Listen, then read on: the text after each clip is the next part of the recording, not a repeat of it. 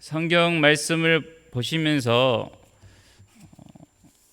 우리가 흔히 쓰는 말과 성경의 단어가 같은 글자 모양을 가지고 있어서 간혹 이것을 혼동하는 경우가 있습니다. 믿음과 우리가 믿는다는 것은 조금 다릅니다. 구원에 이르는 믿음은 은혜와 선물이죠. 여기서 우리가 믿는다, 내가 그것을 믿습니다 라고 할 때 이 믿음이 무엇일까요? 오늘 본문 17절을 보면 믿음으로 믿음에 이르게 하나니 라는 말씀이 나와 있습니다.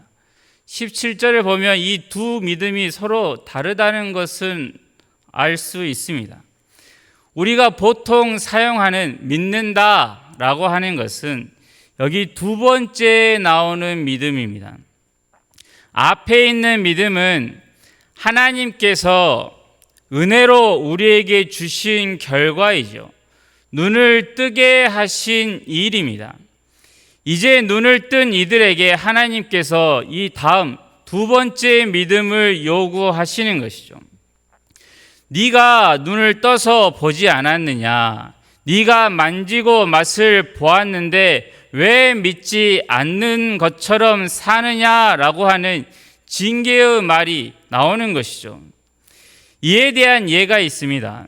마가복음 4장에 예수님과 제자들이 배를 타고 갈릴리 바다를 건너가는데 예수님이 주무시는 동안 풍랑이 일어나서 배에 물이 가득하게 되었죠.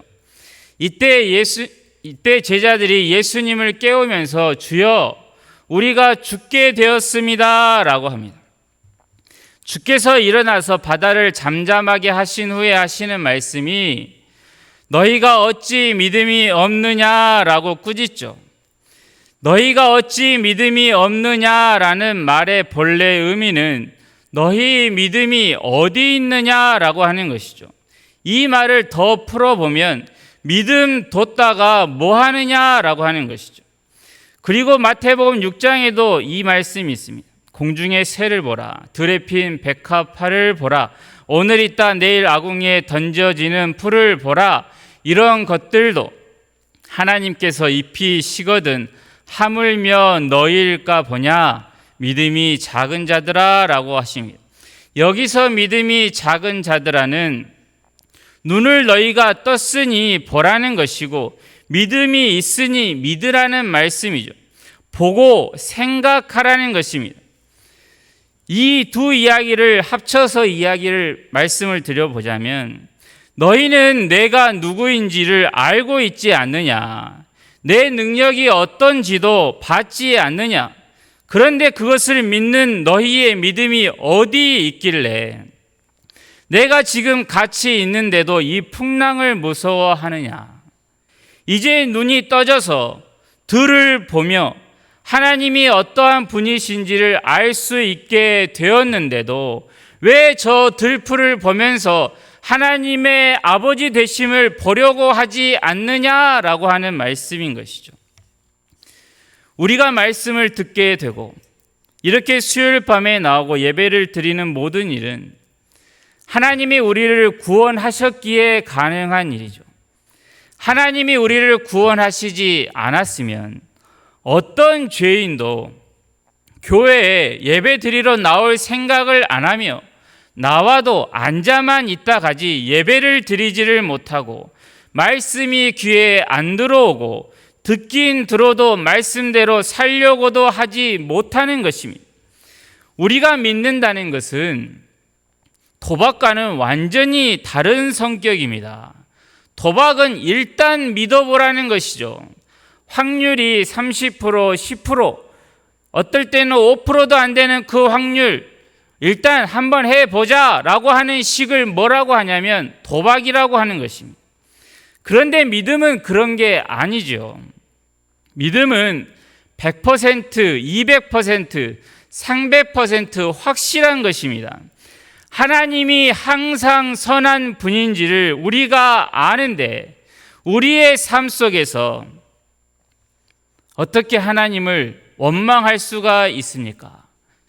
하나님이 어떠한 분이신지가 확실한데 나에게 어떤 일이 일어났다고 해서 하나님이 나를 사랑하지 않으시는가? 하나님이 나를 버리셨는가? 하나님이 다른 곳에 계시는가라고 하는 생각을 어떻게 할 수 있는가라는 것이죠. 예전에 갈릴레이라고 하는 사람이 있었는데 그는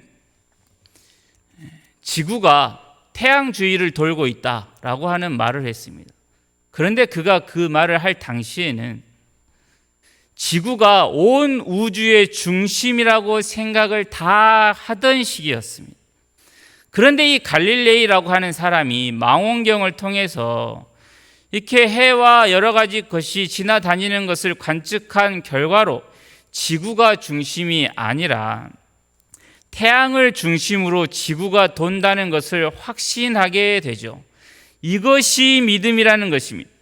믿음이란 우리가 보고 만진 확실한 것에 관한 이야기인데 어떻게 그것이 없는 것처럼 마치 아닌 것처럼 우리가 살 수 있겠습니까? 바로 그 지점을 하나님께서는 주의 자녀들에게 책망하는 말씀으로 하시는 것이죠. 제가 들고 있는 이것이 분명히 컵인데 자꾸 옆에 있는 많은 사람들이 그거 컵 아니야, 신발이야 라고 이야기를 하면 우리는 뭐라고 하겠습니까? 이상한 소리 좀 하지 마시오. 이건 누가 뭐라 해도 컵입니다 라고 하며 우리는 살 것입니다. 이게 믿음이라는 것이죠. 즉 의심쩍은데 믿어주는 것도 아니고 믿고 싶은 것도 아닙니다. 믿는다는 것을 자꾸만 자기 최면과 헷갈리면 안 된다는 것이죠. 믿습니다, 믿습니다 해서 도저히 있을 수 없는 일에 대해 있을 수 없을 것 같다고 자기 안에서도 생각하고 있으면서 스스로 납득이 되지도 않으면서 마치 믿습니다라고 하며 최면을 거는 것은 믿음이 아니라는 것이죠. 믿음은 두 눈을 똑바로 뜨고 보고 생각해서 이것은 확실하기에 아니라고 할 수 없는 것을 믿음이라고 하는 것입니다. 그리고 내가 나를 설득하는 것을 믿음이라고 하지 않습니다. 동시에 내가 하나님을 설득하는 것도 믿음이 아니죠. 간혹 주여 믿습니다. 이것을 이루어 주실 줄 믿습니다. 해 주실 것을 예수님의 이름으로 믿습니다 라고 하는데 정말로 그 구한 것이 하나님께서 우리에게 주시고자 하는 유익된 것이 아니라고 하면 그것이 아닌 것을 우리가 미련하여 구했는데 내가 그저 예수의 이름으로 구했으니 하나님이 그것을 무조건 들어주셔야만 하는 것입니까? 아닙니다. 믿음이라는 수표를 끊어놨으니 하나님이 그저 알아서 채워 넣으셔야 하는 것은 아니라는 것이죠. 믿음은 하나님께서 나에게 보여주시고 하나님이 나를 설득하신 것입니다. 너무나도 확실해서 내가 설득당한 것이죠. 예수님을 믿는다고 할 때 예수님이 아니면 내가 구원받을 길이 없다는 것을 너무나도 확실하게 아는 데서 믿음이 나오는 것이지 내가 죄인인 것도 내가 어떤 구원받을 능력이 없는 것도 자격이 없는 것도 오직 예수님만이 내 죄를 사해 주실 하나님의 어린 양인 것을 모르면서 무턱대고 그저 믿습니다 라고 한다고 해서 구원을 받는 게 아니라는 것이죠. 믿음은 하나님의 말씀을 통한 지식에서 시작을 합니다. 복음에 반드시 포함이 되어 있는 내용이 무엇입니까? 인간의 죄와 인간의 무능력이죠. 또한 유일한 구원자 예수 그리스도입니다. 이 진리는 하나님께서 눈을 뜨게 해 주신 사람들만이 알 수 있고 볼 수 있고 믿게 되는 진리이죠. 평생 선하게 살았어도 하나님의 말씀을 통해 스스로 씻어낼 수 없는 죄악 가운데 있는 자신을 확인해야 그 사람에게서 복음이 역사하기 시작하는 것입니다. 동네 사람들 전부가 하는 말이 당신처럼만 살면 분명히 좋은 곳으로 갈 것이요 라고 아무리 이야기를 해줘도 나는 예수님이 아니면 용서받을 수 없는 죄인이라는 것을 내가 압니다 라고 하는 이 사실은 은혜 없이는 받아들여지지 않는 내용인 것이죠. 은혜와 믿음이라는 선물을 못 받은 이들에게 그리스도의 복음이 무엇입니까? 미련한 것입니다. 어리석은 것입니다. 하지만 우리에게는 하나님의 지혜가 되고 하나님의 능력이 되지 않습니까? 우리는 믿지 않는 저들을 믿게 만들 수가 없지요. 우리가 하나님의 능력과 은혜로 말미암아 믿게 되어진 것처럼 저들을 위하여 우리는 기도할 수밖에 없는 것이죠. 하나님, 나를 불쌍히 여겨주셔서 나를 불러 나에게 믿음이라고 하는 선물을 주시고 구원해 주신 것처럼 지금 하나님을 알지 못하고 어둠 가운데 있는 저 영혼을 주여 불쌍히 여겨 주십시오 라고 하며 우리는 하나님의 때를 기다릴 뿐인 것이죠.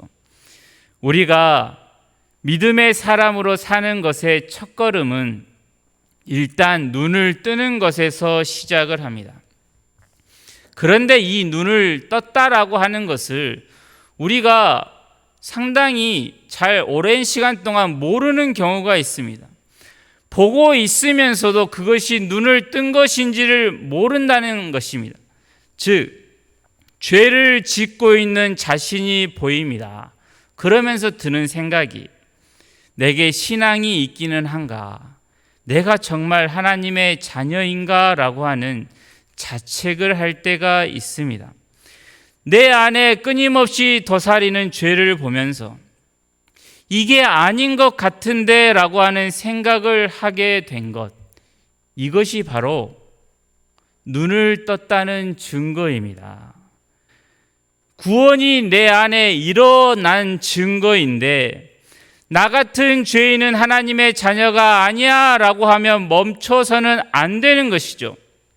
하나님께서 어둠 가운데서 사망 가운데 있는 우리의 눈을 떠서 우리 안에 있는 죄를 보게 하셨는데 그 죄만 보면서 하나님의 구원의 손길을 미처 바라보지를 않고 있다면 이것이 얼마나 안타까운 일이겠습니까? 내가 죄인인 것과 죄인을 사랑하시는 하나님과 유일한 구원자를 보여주시고 성령님까지 보내주셨는데 그것을 우리가 이제 믿고 믿음의 길을 나아가야 하는 것 아니겠습니까? 한 번 눈을 뜬 영혼이 다시 그 눈을 감는 일은 없습니다. 한 번 하나님이 살려주신 영혼이 다시 죽는 법도 없지요. 왜냐하면 하나님이 주께서 택한 사람들이 죽음의 길로 돌아가게 그냥 두지 않으시기 때문입니다. 그러한 보호하심 속에 우리가 있음을 말씀을 통하여 알고 있는데도 우리는 매번 나는 눈을 뜨나 안 뜨나 똑같은 삶을 살고 있구나며 한탄만 하고 죄에서 벗어나지를 않는다면 그에게 하나님의 구원에 담겨있는 풍성함을 어떻게 알 수 있겠습니까? 왜 자꾸 이러한 말씀을 드리느냐면 신앙생활하면서 여러 괴로운 일을 만날 때 하나님께서 주신 그 구원까지 의심하게 되는 일을 하지 말라는 것입니다. 내가 하나님 앞에서 부족한 모습이 많다는 것 우리는 수없이 봅니다. 어려운 일을 당하면 더 발견하게 됩니다. 그러면 내가 하나님 앞에서 부족한 모습을 봤으면 돌이키고 또 돌이키며 그렇게 한 걸음씩 자라가야 하는데 나 같은 것이 무슨 하나님의 자녀냐며 더 나아가지를 못하고 구원의 풍성함을 놓치는 일은 없어야 한다는 것이죠. 요한복음 3장을 보면 니고데모와 예수님이 대화하는 장면이 나옵니다. 주님이 말씀하시기를 사람이 거듭나지 않으면 하나님의 나라를 볼 수 없다라고 하시고 이어서 하시는 말씀이 물과 성령으로 나지 아니하면 하나님 나라에 들어갈 수 없다라고 하시죠. 사람이 거듭나는 것이 성령님이 나게 해 주셔야 한다는 것입니다. 그리고 이어서 하시는 말씀이 있습니다. 바람이 임의로 불매 네가 그 소리는 들어도 어디서 와서 어디로 가는지 알지 못하나니 성령으로 난 사람도 다 그러하니라입니다. 바람을 보십시오. 저 바람이 어디에서 왔는지 누가 압니까? 아무도 모르지요. 바람 부는 것을 우리는 바람을 못 봅니다. 그저 나뭇가지가 흔들리는 것으로 바람이 불고 있구나라고 하는 것을 알 뿐이죠. 이와 마찬가지로 성령으로 난 사람, 거듭난 사람들은 어떻게 났는지 모릅니다. 거듭났다는 사실만 알게 되죠. 하나님이 거듭나게 해 주셨다는 것만을 알지 어떻게 났는지는 모릅니다. 내가 태어난 날 어떤 일이 일어나는지 우리는 모릅니다. 내 앞에 있는 사람이 자꾸 나를 내 아들, 내 아들이라고 부르니 엄마인가 보다 하는 것이죠. 그런데 저 사람이 정말 내 엄마인가를 확인하려는 것, 또는 내가 이 집의 아들이 되어야 하겠다라고 한다면 그것은 어리석고 웃을 일인 것이죠. 신앙생활은 내가 하나님의 백성인 것에서부터 시작하는 것입니다. 내가 믿음대로 살면 하나님의 백성이 되었다가 잘못 살면 탈락하는 것이 아니죠. 신명기 12장 8절에 이런 말씀이 있습니다. 우리가 오늘 여기에서는 각기 소견대로 하였거니와 너희가 거기에서는 그렇게 하지 말지니라. 여기는 광야고 거기는 가나안입니다. 이 말씀의 의미는 우리가 구원을 얻고 성령으로 거듭나면 하나님께 속해 있죠. 그럼에도 불구하고 그 이름에 맞지 못하게 살고 있는 것을 여기 광야 생활이다라고 하는 것입니다. 이스라엘은 이미 하나님의 백성들이죠. 그런데 광야에서 그들이 어떻게 살았습니까? 그들은 하나님을 주인으로 모시지 않고 각기 소견대로 했습니다. 주인으로 섬기는 모습이 없습니다. 하지만 그들은 구원을 얻은 사람들이죠. 왜냐하면 그들이 반석에서 물을 마셨기 때문입니다. 왜 이 이야기가 나오냐면 고린도전서 10장을 보면 우리 조상들이 다 같은 신령한 음료를 마셨는데 신령한 반석으로부터 마셨음에 그 반석은 곧 그리스도시라라고 했습니다. 이스라엘은 반석에서 난 생수를 마시고 하나님이 주신 양식을 먹으며 살았습니다. 그런데 그 광야에서 하나님이 주인이 아니고 자기가 주인인 것처럼 삽니다. 하지만 이제 이들은 광야의 생활을 끝내고 가나안에 들어가야 하는 것이죠. 이제 가나안에 들어가면 어떤 일이 펼쳐집니까? 전쟁입니다. 더 이상 내가 하나님의 백성인가 아닌가를 따지며 사는 것이 아닙니다. 하나님께서 원하시는 삶을 살기 위한 싸움이 있는 곳이 가나안입니다. 구원받은 사람들이 세상 속에서 악에게 지지 않고 구별되어 사는 싸움이 있는 것입니다. 이 싸움에 대해서 아주 자세하게 말씀하고 있는 것이 있습니다. 그것을 한번 찾아보겠습니다. 갈라디아서 5장입니다. 이 말씀을 보시면서 우리가 세상 속에서 어떠한 싸움을 싸우며 살아야 하는지를 생각해 보십시오. 갈라디아서 5장 16절부터입니다.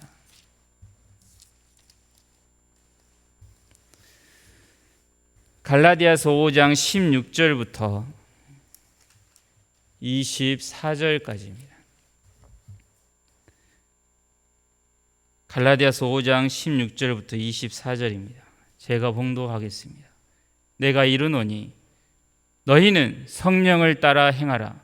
그리하면 육체의 욕심을 이루지 아니하리라. 육체의 소욕은 성령을 거스르고 성령은 육체를 거스르나니 이 둘이 서로 대적함으로 너희가 원하는 것을 하지 못하게 하려 함이니라. 너희가 만일 성령의 인도하시는 바가 되면 율법 아래에 있지 아니하리라. 육체의 일은 분명하니 곧 음행과 더러운 것과 호색과 우상 숭배와 주술과 원수 맺는 것과 분쟁과 시기와 분냄과 당짓는 것과 분열함과 이단과 투기와 술 취함과 방탕함과 또 그와 같은 것들이라. 전에 너희에게 경계한 것 같이 경계하노니 이런 일을 하는 자들은 하나님의 나라를 유업으로 받지 못할 것이요 오직 성령의 열매는 사랑과 희락과 화평과 오래 참음과 자비와 양선과 충성과 온유와 절제니 이 같은 것을 금지할 법이 없느니라. 그리스도 예수의 사람들은 육체와 함께 그 정욕과 탐심을 십자가에 못 박았느니라. 아멘. 성령을 따라 행하면 육체의 일을 안 하고 육체를 따라 행하면 성령의 일을 못합니다. 우리에게 있는 싸움이 바로 이것입니다. 우리 앞에는 매일매일 성령을 따르는 일과 육체를 따르는 일이 놓여 있습니다. 그런데 참 놀랍게도 이러한 싸움을 싸워야 하는 우리에게 어떠한 말로 못을 박아버리냐면 마지막 절에 그리스도 예수의 사람들은 육체와 함께 그 정욕과 탐심을 십자가에 못 박았느니라 라고 합니다. 그리스도의 십자가, 나를 위해 대신 죽은 십자가를 믿는 이들에게 너희는 정욕과 탐심을 십자가에 못 박은 사람들이다 라고 선언하며 그 전쟁에 뛰어들라고 하십니다. 가나안에 들어간 이들은 하나님의 자녀로서 여호와의 군대 대장 앞에서 오늘 하루를 하나님께서 요구하시는 대로 순종할 것인가 안 하는가의 싸움을 합니다. 주술과 분쟁과 당짓는 것과 분열하며 살 것인지 사랑과 오래 참음과 온유와 절제의 모습을 보일 것인가를 우리 앞에 놓여 있는 것이죠. 내 삶을 육체의 일들로 채우는 게 아니라 성령의 열매를 내는 싸움이 있습니다. 육체의 일들을 죽이고 성령의 열매를 맺는 삶을 살아야 하는 자리에 있는데 우리가 지금 그 한복판에 있는데 여전히 나는 정말 구원을 얻은 것인가? 이렇게 엉망으로 살아도 하나님이 구원해 주셨단 말인가? 라고 하는 시비에 걸려서 실제로 싸워야 하는 문제는 손도 대지 못하면 안 되는 것이죠. 우리는 이미 믿음이 하나님께서 주신 믿음이 있기에 구원을 얻은 사람들입니다. 취소도 안 됩니다. 그러면 우리가 할 일은 정해져 있죠. 발을 내딛는 것이죠. 세상과 우리가 부딪히는 모든 삶의 현장에서 그리스도의 복음을 믿는 믿음으로 우리는 살아내야 하는 것이죠. 물론 실수가 대부분이고 지는 싸움이 훨씬 더 많을 수 있습니다. 그러나 지는 싸움이라도 있어야 하는 것이죠. 지더라도 싸워는 봐야 하는 것입니다. 그렇게 싸워보면 무엇을 합니까? 하나님이 도와주셔야 하는구나. 그러면 무엇이 나오겠습니까? 기도를 하는 것입니다. 싸우면 내가 얼마나 연약한 사람인지를 알게 되고 이 연약한 나를 하나님께서 구원해 주셨는데 나를 홀로 두지 않으실 것이니 하나님께 도움을 구하자라고 하며 기도의 자리를 찾게 되는 것이죠. 그러면서 승리를 향하여 가게 됩니다. 하나님을 위하여 주님께 충성하며 살려는 사람일수록 그냥 저냥 사는 사람들은 생각하지도 않는 생각들을 하는데 어떤 것이냐면 내가 지금 과연 잘 살고 있는가 라고 하는 생각을 합니다. 그러면서 내가 똑바로 하나님을 섬기지도 못하는데 내가 뭐를 한다고 이러고 있는가 라고 하는 생각이 들기도 합니다. 하지만 기억하십시오. 이러한 생각은 죄인은 하지 못합니다. 어둠 가운데 있는 하나님의 은혜를 모르는 사람은 할 수조차 없는 생각들입니다. 하나님이 우리의 눈을 떠서 우리 자신이 어떠한 사람인지를 보여주셨기에 또한 거룩하신 하나님을 봤기에 이러한 생각을 하게 되는 것이죠. 그래서 나의 못난 모습을 발견하면 할수록 우리에게는 무엇이 필요하다는 결론만 나옵니까? 하나님의 은혜가 필요하고 기도밖에는 없겠구나라고 하는 것이죠. 어떤 하나님의 사람이 나만큼만 살라고 해 라고 하는 생각을 할 수 있습니까? 못합니다. 하나님을 가까이 할수록, 하나님을 더 가까이 할수록, 주의 말씀을 들으면 들을수록 나의 연약함과 어두움과 죄가 더 많이 보이니 더 부끄러운 것이고 더 낮아져서 상한 심령으로 하나님을 더욱더 찾게 되는 것입니다.